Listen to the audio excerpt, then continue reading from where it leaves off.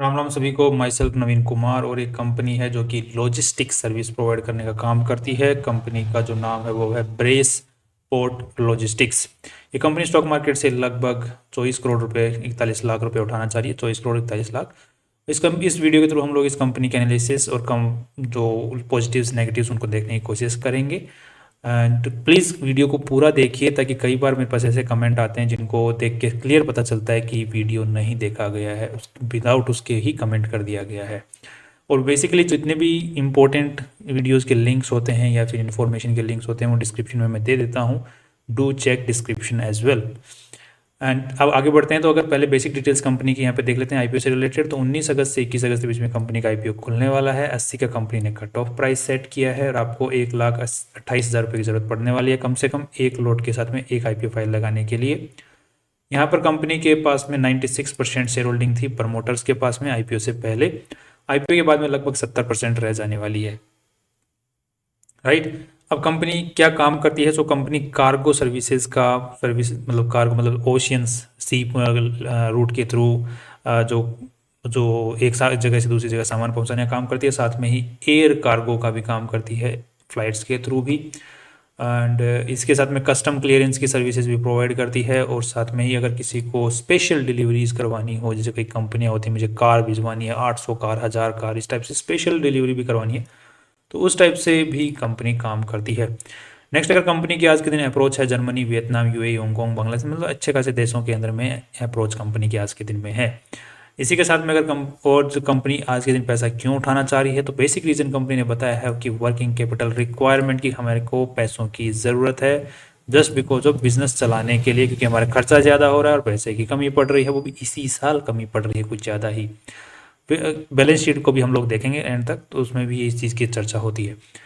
Next, अगर देख लेते हैं अब कंपनी कमाई किस हिसाब से कर रही है, उसकी अगर चर्चा करने से पहले हम लोगों को एक चीज़ थोड़ा सी देख लेनी पड़ेगी। वो है कंपनी की क्या चीज़ें, कंपनी की जो आरएचपी कंपनी जमा करवाती है, उस आरएचपी को एक बार हमें देखना होता है कि कौन कौन सी चीज़ें उसमें हमारे काम की हैं। तो let's have a look at RHP of the company, ताकि बेसिक जो कंपनी इंटरनल चीज़ें होती हैं वो हमें समझ में आ जाए। अब कंपनी के ऊपर में अगर लिटिगेशंस की बात करते हैं, तो कोई खास लिटिगेशन यहाँ पर है नहीं, कि ना तो प्रमोटर्स के खिलाफ है, ना डायरेक्टर्स के खिलाफ है, ना कंपनी के खिलाफ है। बस टैक्स से टैक्स से रिलेटेड कुछ प्रोसीडिंग्स हैं, कुछ केसेस हैं, 13 केसेस हैं, जिनमें 1,36,00,000 रुपया कंपनी को नुकसान हो सकता है। नेक्स्ट, अगर देखा जाए यहाँ पर कंपनी के पास में जो बेसिकली कंपनी कुछ ओन नहीं करती है, यहाँ पर दूसरी जो थर्ड पार्टी सर्विसेज होती हैं, थर्ड पार्टी जो लॉजिस्टिक प्रोवाइडर्स होते हैं, उनके थ्रू यूजुअली कंपनी काम करती है। सो बुकिंग ले लेती है कस्टमर का और एक जगह से दूसरी जगह सामान मतलब पहुँचाने में मदद कर देती है। बट कंपनी के पास में आज के दिन कुछ एसेट्स हैं नहीं, जैसे कार, जैसे हो गए ना वो ट्रक वगैरह हो गए, या फिर जहाज हो गए, इस टाइप की कंपनी के पास में खुद के पास में आज के दिन कुछ है नहीं ज़्यादा। मोटर व्हीकल में एक मोटर व्हीकल है, बाकी कंप्यूटर्स हैं, हार्ड डिस्क हैं, ऑफिस इक्विपमेंट्स हैं, फर्नीचर है, इन्वर्टर है, प्रिंटर है, एयर कंडीशनर्स हैं। 21 सबसे ज़्यादा तो एयर कंडीशनर, मुझे लग रहा है सबके सब बैठ के एसी में हवा ही खा रहे हैं। और उसके बाद मोबाइल फ़ोन, और 21 एयर कंडीशनर, ये 21 ही मोबाइल फ़ोन है, मतलब हर आदमी एक एसी के पास में बैठ के मोबाइल चला रहा है, बस रील्स, इससे जॉक। नेक्स्ट, अगर बात करते हैं यहाँ पे और चीज़ों की बात है, तो कंपनी के जितने भी ऑफिसेज हैं, ब्रांच ऑफिस हैं, सब कुछ सब लीज पर हैं, सब रेंट पर हैं, जिनका डेली हर महीने रेंट जाता है। नेक्स्ट, अगर कंपनी का जो लोगो है, जो ब्रेस पोर्ट नाम से यूज़ करती है, वो रजिस्टर्ड है, ट्रेडमार्क रजिस्टर्ड है, it's protected under trademark. Company का जो मोस्ट ऑफ द जो रेवेन्यू शिपमेंट्स, ये पर शिपमेंट जो रेवेन्यू आ रहा है, उसकी डिटेल्स यहाँ पर दी गई है। मरीन कार्गो के थ्रू कितना रेवेन्यू आता है पर कंप्लीटेड के हिसाब से। अब कंपनी के पास में जो कस्टमर्स हैं, टॉप 5 कस्टमर्स हैं, उन्हीं के थ्रू कंपनी का जो रेवेन्यू है वो 72% आया है। और सप्लायर्स जो कंपनी के पास में है वो 48%, टॉप 5 से 48% रेवेन्यू आया है। सो बेसिकली देखा जाए तो कंपनी का यहाँ पर मतलब टॉप जो कंसंट्रेटेड है, मतलब एक दो कस्टमर अगर ऊपर वाले हट गए, कंपनी की सर्विसेज लेना बंद कर दिया, तो फिर यहाँ पे दिक्कत आ सकती है। कंपनी को इसका जो डिपेंडेंसी है वो उसको कम करनी पड़ेगी, थोड़ा सा बेस बढ़ाना पड़ेगा। क्योंकि अभी 2020 में ही खुली हुई कंपनी है, सो इतना ज़्यादा कुछ अभी उम्मीद करना भी बहुत ही ज़्यादा उम्मीद कर लेना भी ठीक नहीं। बट कंपनी आईपीओ लेके आ गई है, कंपनी मार्केट से शेयर होल्डर से पैसा उठाने के लिए आ गई है, तो उम्मीद करना बुरा भी नहीं है। बट कंपनी नई भी है, तो कुछ कह नहीं सकते। तो अभी कंपनी जिस हिसाब से काम करे तो कंपनी को इस पे फोकस करना चाहिए, करना पड़ेगा, कोई ऑप्शन नहीं है। नेक्स्ट अगर आप देखा एक बार और एक चीज़ की ओर ध्यान देते हैं तो यहाँ पर अगर हम लोग देख पाएंगे company Skyways Air Services Private Limited की सब्सिडरी है ये कंपनी, ध्यान रखिएगा।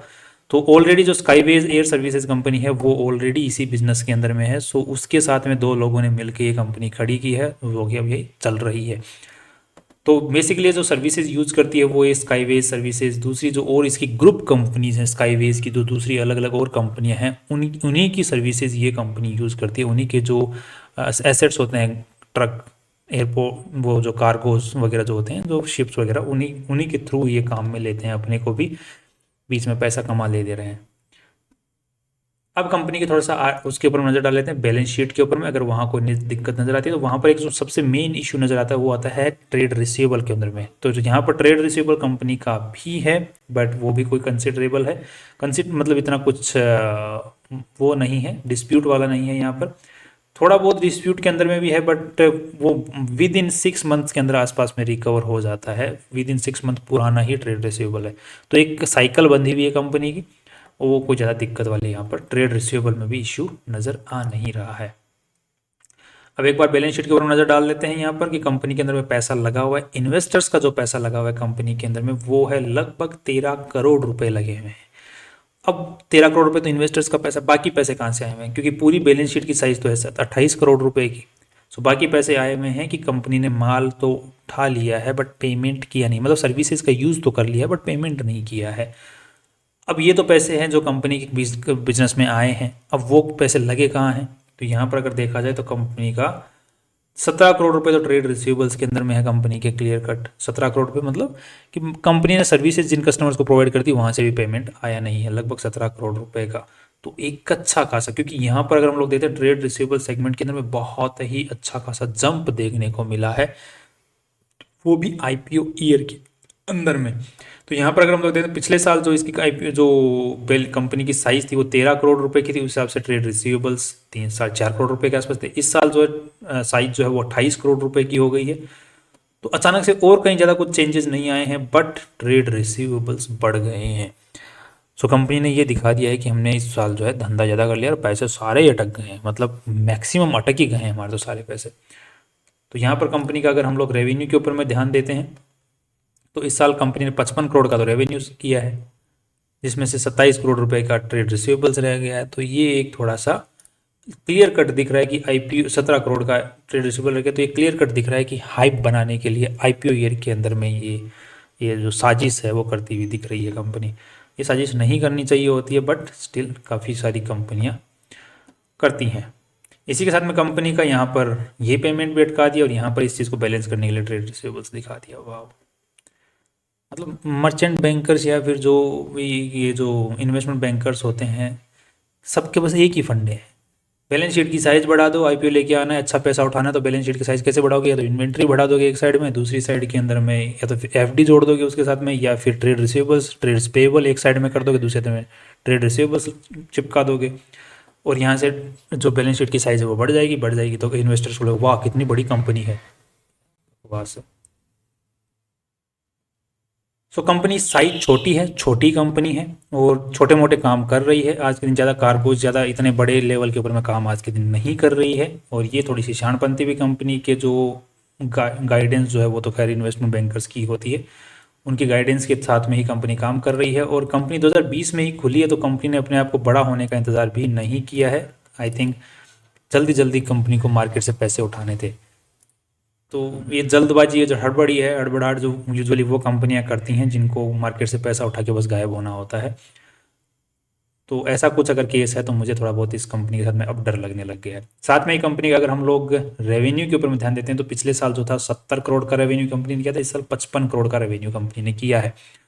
इसी के साथ में कंपनी के जो कॉस्ट है वो भी घट गई है, और साथ में ही कंपनी का जो नेट प्रॉफिट है वो लगभग यहाँ पे टोटल टैक्स लगभग 5, sorry where is the profit before tax, current tax, excess and total tax expenses, so profit before tax and ये रहा 4 करोड़ 89 लाख यहाँ पर कंपनी ने इस साल कमाए हैं। और पिछले साल जो है 6 करोड़ 18 लाख रुपए कमाए थे, राइट। तो यहाँ पर ट्रेड रिसीवेबल्स की वजह से ज़्यादा फर्क पड़ता हुआ दिख तो नहीं रहा है, राइट। प्रॉफिट तो अच्छे खासे कंपनी कमा रही है, 4 करोड़ रुपए कंपनी, 90 करोड़ रुपए की कंपनी की साइज वाली कंपनी 4 करोड़ रुपए कमा ले तो गजब ही होता है। 5 करोड़ रुपए, लगभग 5 करोड़ रुपए हो गए, अच्छा खासा होता है। अब यहाँ पे हमें एक जो कंसर्निंग पॉइंट ये है कि पिछले साल के मुकाबले इस साल जो है वो बढ़ गई है, सॉरी घट गई है, जो सेल है वो रेवेन्यू है वो घट गया है। तो इसके पीछे कंपनी ने रीज़न बताया है कि हमने जो पिछले साल जो पिछले साल का जो डेटा है, ये यहाँ पर इन्होंने क्रूड ऑयल जो है उसका यहाँ पे डेटा दिया है। क्रूड ऑयल का डेटा, उसके अंदर में क्या लिखा हुआ है कि 2022 से 23 के बीच में जो क्रूड ऑयल का रेट था वो हाईएस्ट टच कर रहा था। और इनका जो जो रिसिप्ट काटते हैं, जो पेमेंट लेते हैं कस्टमर से, वो डिपेंड करता है कि इनका खर्चा कितना हुआ। तो इनका खर्चा क्रूड ऑयल पर डिपेंड करता है डायरेक्टली, जिसकी वजह से क्रूड ऑयल का भाव महंगा था तो इन्होंने जो रिसिप्ट काट रहे थे वो भी महंगी काट रहे थे कस्टमर को, जिसकी वजह से इनका रेवेन्यू बढ़ गया था। इस साल क्रूड ऑयल का पिछले साल के मुकाबले जो हाई है उसके मुकाबले आधा रेट है, 2023-24 में आधा रहा है उसके मुकाबले, जिसकी वजह से हमारी जो जो सर्विसेज थे वो हमने सस्ती दी, जिसकी वजह से हमारा जो रिसिप्ट्स हैं वो कम कटी हैं। बट हमने जो नंबर ऑफ जो जो कार्गोज डिलीवर किए हैं वो ज़्यादा हैं जबकि पिछले साल के मुकाबले, बट खर्चा हमारा भी कम हुआ, तो हमने कस्टमर को भी कम किया। दूसरा, इन्होंने बताया कि हमारा जो सुइज कैनाल पिछले साल हुआ था 2022 के अंदर ब्लॉक किया था, जिसकी वजह से जो शिपमेंट्स थे सी रूट के थे वो बहुत महंगे हो गए थे उस ब्लॉकिंग की वजह से। तो कुछ वक्त के लिए ही हुआ था वो ब्लॉकिंग, 1 महीने के आसपास चला था वो, जिसकी वजह से सी रूट के थ्रू बहुत ज़्यादा महंगे हुए, जिसका भी हमें फ़ायदा मिला। तो हमने भी रिसिप्ट अच्छी खासी महंगी काटी, जिसकी वजह से हमारा रेवेन्यू बढ़ गया था। तो ये 2 रीज़न इन्होंने बताए हैं। रीज़न भी ठीक ठाक जचते हुए से दिख रहे हैं, बट इतने कुछ ज़्यादा भी जचते हुए से नहीं दिख रहे हैं। बट स्टिल इनके जो इतना ही रेवेन्यू कम हुआ है तो ठीक ठाक लग रहा है इनका एक्सप्लेनेशन। तो ये इनका मेन रीज़न है जिसके साथ में इनके कंपनी की कॉस्टिंग कम हुई है, क्योंकि कॉस्टिंग कम होगी तो सेल कम आएगी, तो कॉस्टिंग कम होगी, कॉस्टिंग कम होगी तो कंपनी का प्रॉफिट भी बचेगा। अब यहाँ पे ओवरऑल जो बात करनी है, अब थोड़ा सा हम कंपेयर करके देख लेते हैं ऑलरेडी जो लिस्टेड कंपनियां स्टॉक मार्केट में उनके साथ में। तो लेटेस्ट डेटा के अकॉर्डिंग कंपनी ने 4 करोड़ रुपए कमाए हैं, 4 करोड़ 90 लाख से 5 करोड़ ही मान के चल लो इसको 90 करोड़ के हिसाब से। तो यहाँ पे 18 का पी रेशियो निकल के आता है, जिसको कंपेयर करके देखते हैं लिस्टेड कंपनियों के साथ में। तो यहाँ पे जो पहली लिस्टेड कंपनी है वो है टाइगर लॉजिस्टिक्स, इसका है 28 का, और इसका है अपनी वाली जो IPO लेकर उसका 18 का। तो यहाँ पे पी रेशियो के अंदर में अपनी वाली कंपनी जीत जाती है। दूसरी जो कंपनी है इसका नाम है AVG लॉजिस्टिक्स, इसका 29 का है पी रेशियो, तो इसके मुकाबले भी हमारी कंपनी सस्ती मिल रही है कमाई के हिसाब से।